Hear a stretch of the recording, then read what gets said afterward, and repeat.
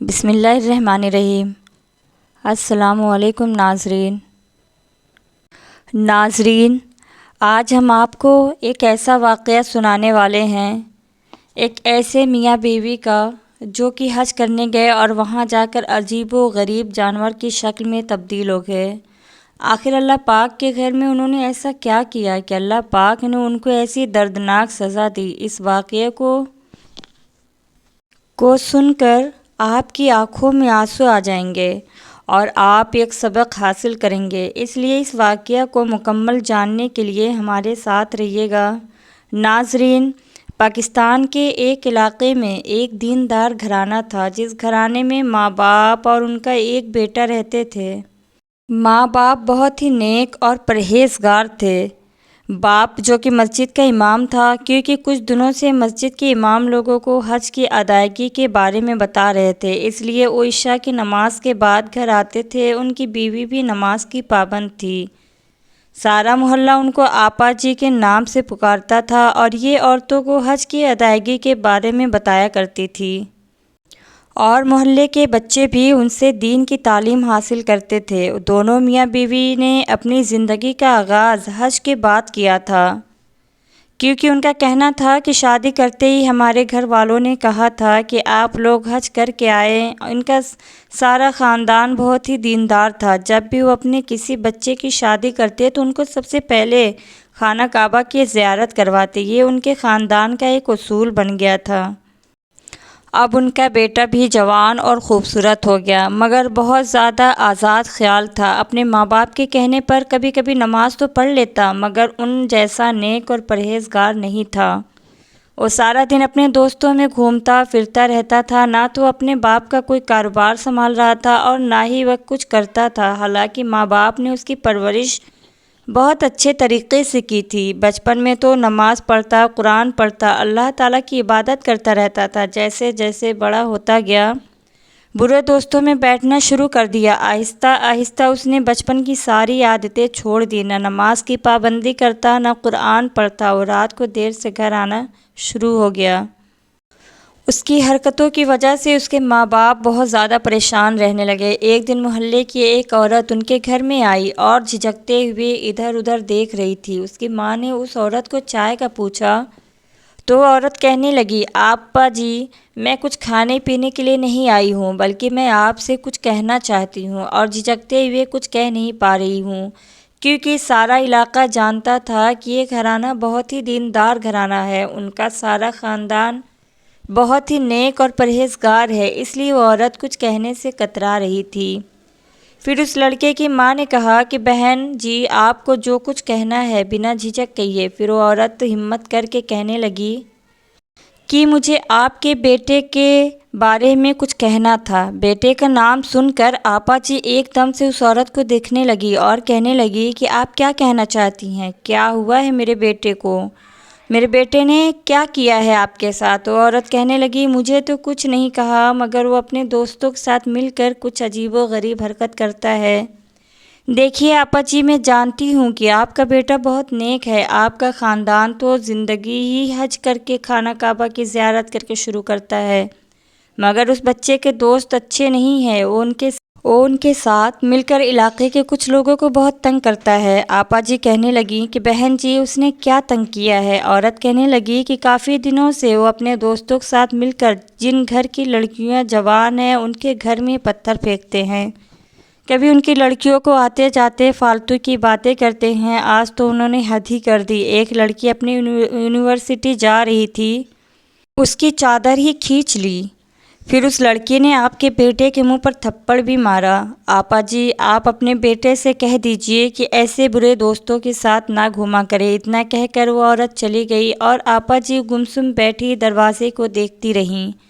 مغرب کی نماز کے بعد جب ان کے شوہر گھر آئے، شام کا کھانا کھانے لگے، تو ان کی بیوی کہنے لگی کہ دیکھیے، ہمارا بیٹا بڑا ہو گیا ہے، ہمیں اس کی شادی کر دینی چاہیے۔ آپ تو جانتے ہیں کہ وہ آپ کی طرح 5 وقت کا نمازی نہیں ہے، اور میں چاہتی ہوں کہ آپ کوئی اچھا سا رشتہ دیکھ کر اس کی شادی کر دیں، تاکہ وہ شادی کے فوراً بعد خانہ کعبہ کی زیارت کرے، اور حج بھی قریب ہے، اسی سال حج بھی کرے، اور مجھے امید ہے کہ وہ اپنے برے دوستوں سے تعلقات ختم کر دے گا، پھر اس کی ذمہ داری ہوگی کہ وہ اپنے گھر کو سنبھال لے گا۔ انہوں نے اپنی بیوی کی ہاں میں ہاں ملائی اور کہنے لگے کہ ٹھیک ہے، میں ابھی مصروف ہوں، آپ خود ہی کہیں اچھا رشتہ دیکھ لیجئے۔ پھر آپا جی نے کسی رشتے والے کو بولا کہ آپ میرے بیٹے کے لیے کسی ایسی جگہ سے رشتہ کروائے جہاں کی لڑکی بہت خوبصورت ہو، دینی ہو، قرآن پاک کی تعلیم جانتی ہو، تم کو جتنا رقم مانگو گی تمہیں اتنی رقم ادا کروں گی، بس رشتہ اچھا ہونا چاہیے۔ رشتے والے نے رشتے کے لیے پیسے لے لیے اور جیسے تیسے کر کے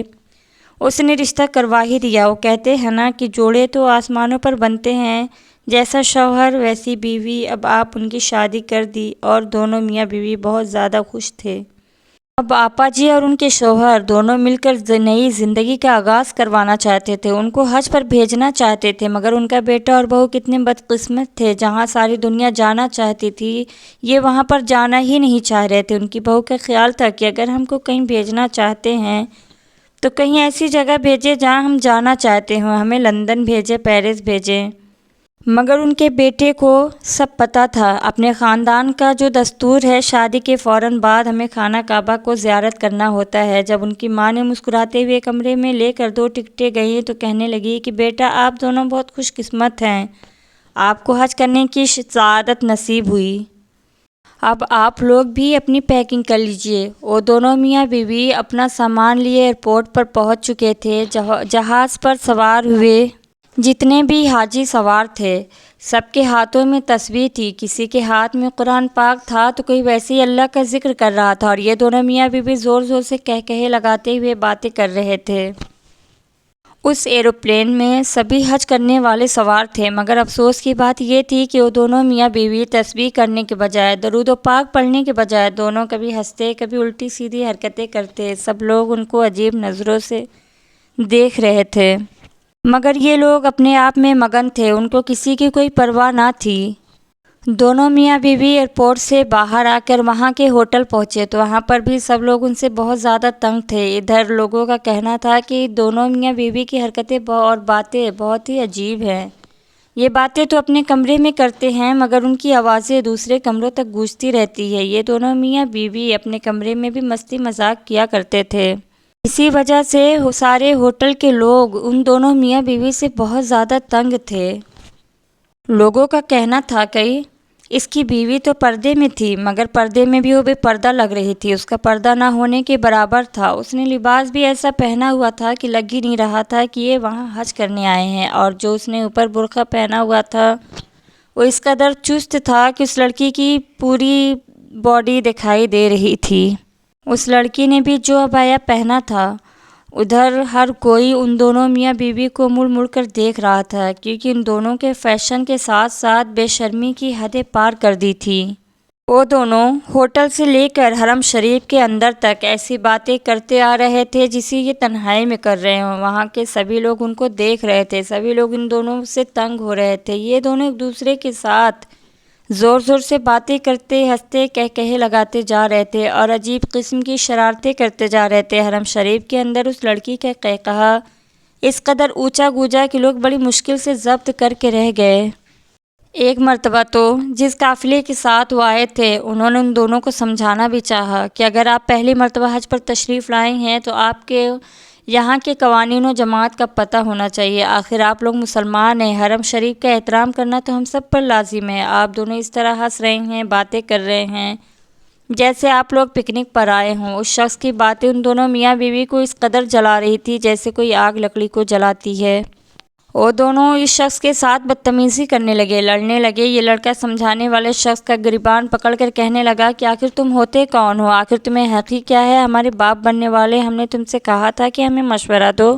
یہ دونوں میاں بیوی ایسے باتیں کر کے ہر کسی کو چپ کروا دیا کرتے تھے۔ اس شخص کے جانے کے بعد یہ دونوں ہاتھ پر ہاتھ مار کر ہنسنے لگے۔ اب کافی لوگ ان کی حرکتوں کی وجہ سے چپ رہتے تھے۔ یہاں آ کر نہ تو ان لوگوں نے نماز پڑھی، نہ ہی کسی قسم کی کوئی زیارت میں دلچسپی لے رہے تھے، یہ تو بس زبردستی ان کے گھر والوں نے ان کو بھیج دیا تھا۔ دراصل ان دونوں میاں بیوی کو حج پر آنے کا ارادہ ہی نہیں تھا، وہ لوگ تو لندن پیرس جانا چاہتے تھے، گھر والوں کے دباؤ میں آ کر وہ حج کرنے کے لیے آ گئے۔ مگر افسوس کی بات یہ تھی کہ یہ دونوں میاں بیوی مسلمان ہو کر بھی ایسی حرکتیں کر رہے تھے، وہ بھی حج پر آنے کے بعد ان کے آس پاس کے لوگ کافی حد تک تنگ دکھائی دے رہے تھے۔ مگر ناظرین، پھر ان دونوں کے ساتھ ایسا کیا واقعہ پیش آیا جسے ان دونوں کی زندگی ہی بدل دی؟ انہوں نے تو کبھی خواب میں بھی نہیں سوچا تھا کہ ان کے ساتھ ایسا بھی ہو سکتا ہے۔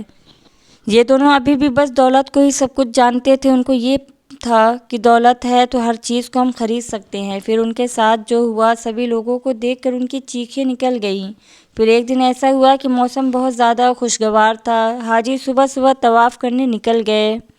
یہ دونوں صبح صبح ہوٹل سے ٹہلتے ہوئے حرم شریف کی طرف آ رہے تھے، وہ آپس میں کہہ رہے تھے کہ آج ہم آخری بار حرم شریف جائیں گے، باقی کے دن ہم تفریح کے لیے نکال لیں گے۔ وہ لڑکی اپنے شوہر سے کہنے لگی کہ آپ کے گھر والے بھی بہت عجیب ہیں، شادی کے بعد ہم کو زبردستی ادھر بھیج دیا۔ اس کا شوہر کہنے لگا میں تو صرف اپنے خاندان کے دستور نبھا رہا ہوں، ورنہ میں بھی یہاں نہیں آنا چاہتا تھا۔ آج کا دن بہت زیادہ خوبصورت ہے، اس کے بعد ہم دونوں یہاں سے کہیں اور نکل جائیں گے۔ محترم ناظرین، کتنے افسوس کی بات ہے کہ ان دونوں کو اس دستور کا پتہ ہی نہیں۔ کتنے ایسے لوگ ہیں جو اس چیز کے لیے تڑپ رہے ہیں، اس سے محروم ہیں۔ یہ دونوں بھی راستے ہی میں تھے کہ حرم شریف میں آنے تک ابھی کچھ وقت باقی تھا۔ راستے میں ان دونوں کو کافی سارے بھیک مانگتے ہوئے لوگ نظر آ رہے تھے، جن میں بہت سارے بچے بھی تھے، بوڑھے بھی تھے، عورتیں بھی تھیں۔ دو بچے ان دونوں میاں بیوی کے پاس آ کر ہاتھ پھیلانے لگے اور کہنے لگے ہمیں کچھ پیسے دے دیجئے، ہم نے صبح سے کچھ نہیں کھایا۔ ان دونوں نے بچوں کو دھکا مارتے ہوئے آگے بڑھ گئے۔ پھر تھوڑا سا آگے گئے تو ان دونوں کو ایک بوڑھا بزرگ نظر آیا جو اپنے آپ کو بہت مشکل سے گھسیٹ کر ان کے پاس آتا ہے، کیونکہ اس بھکاری کی دونوں ٹانگیں اور ایک ہاتھ نہیں تھے۔ وہ بوڑھا بزرگ بہت مشکل سے ان کے پاس آیا اور آ کے کہنے لگا کہ مجھے کچھ صدقہ خیرات دے دیجیے۔ وہ دونوں آپس میں باتیں کرنے لگے، مگر ایسے تھے کہ انہوں نے بھکاری کو دیکھا ہی نہیں۔ پھر اس بھکاری نے خود کو مزید گھسیٹا اور ان کے پاؤں پکڑ کر کہنے لگا کہ مجھے کچھ خیرات دے دیجیے۔ جیسے ہی اس لڑکے کو پتہ چلا کہ بھکاری نے میرے جوتے پہ ہاتھ رکھا ہے، اتنے زور سے اس کے ہاتھ پکڑ کر جھٹکا دیا اور اپنے پاؤں کی ٹھوکر سے اس بھکاری کو مارنے لگا۔ وہ اپنے بھاری جوتوں سے اس کو مار رہا تھا اور کہہ رہا تھا کہ گندے انسان، تم نے میرے کپڑے گندے کر دیے، مجھے چھونے کی تمہاری ہمت کیسے ہوئی؟ تم نے میرے جوتے گندے کر دیے، چلو صاف کرو میرے جوتے۔ پھر وہ اپنا جوتا اس کے منہ کے اوپر رکھ دیتا ہے اور دوسرا پاؤں اس کے بازو کے اوپر رکھ دیتا ہے، کہتا ہے کہ اپنی زبان کے ساتھ اس کو صاف کرو۔ بیچارہ بھکاری کیا کرتا، وہ درد سے آنکھوں میں آنسو بہائے جا رہا تھا۔ ایک تو اس کے بازو پورے نہیں تھے، جو اس کا بازو ایک بچا ہوا تھا اس کے اوپر بھی اس کمینے نے اپنا ایک جوتا رکھا ہوا تھا اور چلا رہا تھا کہ جو تمہارا ایک ہاتھ بچا ہے اس کو بھی کاٹ دوں گا۔ آخر وہ بیچارہ بھکاری کرتا ہے تو کیا کرتا ہے سوائے آنسو بہانے کے۔ جب اس لڑکے نے کافی اس پر تشدد کر لیا، اس کی بیوی کہنے لگی چلو یہاں سے چلتے ہیں۔ کافی زیادہ لوگ ان کے آس پاس جمع ہو چکے تھے، وہ لوگ ان کو روکنا چاہ رہے تھے، مگر ان کی بدتمیزی دیکھ کر سب پیچھے ہٹ گئے۔ وہ لوگوں کو دیکھ کر ان پر بھی گالی گلوچ کرنے لگا۔ وہ گالی گلوچ کرتے ہوئے غصے میں حرم شریف میں داخل ہونے والا ہی تھا کہ وہ لڑکا جیسے ہی حرم شریف کے دروازے پر آیا تو لڑکا اچانک درد سے چیخنے لگا اور جیسے ہی اس نے حرم شریف کے اندر پاؤں رکھا، اس کے ہاتھ پاؤں مارنے لگا۔ وہ درد سے چلانے لگا، لوگ اس لڑکے کی چیخیں سن رہے تھے، اسے تھام کر اس سے سوال کرنے لگے کہ تمہیں کیا ہوا ہے، لیکن بجائے وہ بتائے کہ وہ درد سے چلانے لگا اور پھر دیکھتے ہی دیکھتے درد سے اور بھی چلانے لگا اور تڑپنے لگا۔ وہ وہیں فرش پر گر چکا تھا، اس کی شکل دیکھتے ہی دیکھتے بدل گئی، عجیب سا جانور بن گیا، اس کے پیر بھی مڑ چکے تھے، وہ اٹھ کر چل بھی نہیں پا رہا تھا۔ اس کی حالت دیکھ کر اس کی بیوی اس کے پاس گر گئی، وہ منہ سے بولنا چاہ رہی تھی لیکن ایسا لگ رہا تھا جیسے اس کی زبان بند ہو گئی ہو۔ روتی ہوئی شوہر کے پاس جانا چاہتی تھی لیکن اگلے ہی پل اس کے اگلے ہاتھ مڑ چکے تھے۔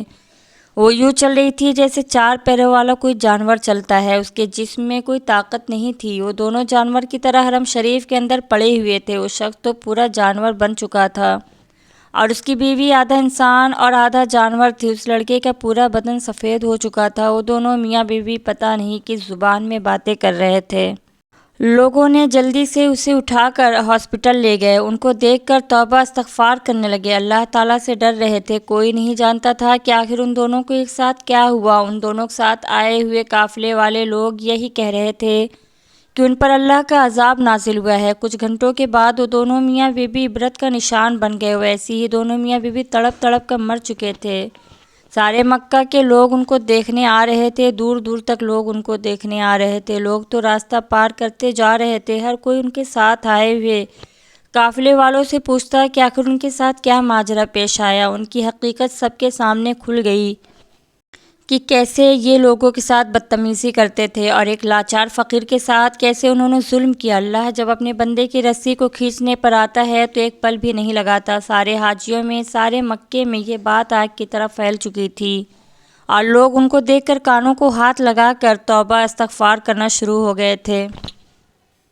ناظرین، آپ نے دیکھا کہ اللہ تعالیٰ کس طرح ظلم کرنے والوں کا انجام کرتا ہے، اور دوسری بات یہ ہے کہ اللہ تعالیٰ حج کرنا کسی کسی کے نصیب میں کرتا ہے، اور جس کے نصیب میں حج کرنا ہوتا ہے وہ بہت ہی خوش قسمت ہوتا ہے، کیونکہ جو انسان یہ سمجھتا ہے کہ وہ خانہ کعبہ جا کر حج کرے گا تو اس کی بھول ہے، اور جو یہ سمجھتا ہے کہ میرے پاس پیسے ہوں گے تو میں حج کر لوں گا، یہ بھی اس کی بہت بڑی بھول ہے، کیونکہ اللہ تعالیٰ جس کو چاہے غریب سے غریب کو بھی اپنے پاس بھلا کر حج کروا دیتا ہے، اور اگر نہ چاہے تو امیر سے امیر انسان بھی خانہ کعبہ جا کر حج جیسی نعمت سے محروم رہ جاتا ہے۔ استغفر اللہ۔ اللہ پاک سے دعا ہے کہ اللہ پاک ہمیں ایسی حرکتیں اور ایسے عذاب سے محفوظ رکھے۔ اللہ پاک سے دعا ہے کہ پروردگار ہم جیسے غریبوں کو بھی حج کرنے کی توفیق عطا فرمائے۔ یا اللہ غیب سے امداد عطا فرما۔ یا پروردگار ہم جیسے غریب کی قسمت میں مدینہ لکھ دے۔ ہم سب کو حرمین شریف کی زیارت سے مشرف عطا فرما۔ میرے مولا فلسطین کے مسلمانوں کی مدد فرما۔ جتنے لوگ شہید ہو چکے ہیں تو سب کو جنت الفردوس میں اعلیٰ سے اعلیٰ جگہ نصیب عطا فرما۔ آمین یا رب العالمین۔ ناظرین، آج کا یہ عبرت ناک واقعہ آپ کو کیسا لگا؟ کمنٹ باکس میں ضرور بتائیے گا، اور ہمارے چینل اسلامی وائس کو سبسکرائب ضرور کر دیجیے گا۔ شکریہ، جزاک اللہ خیر۔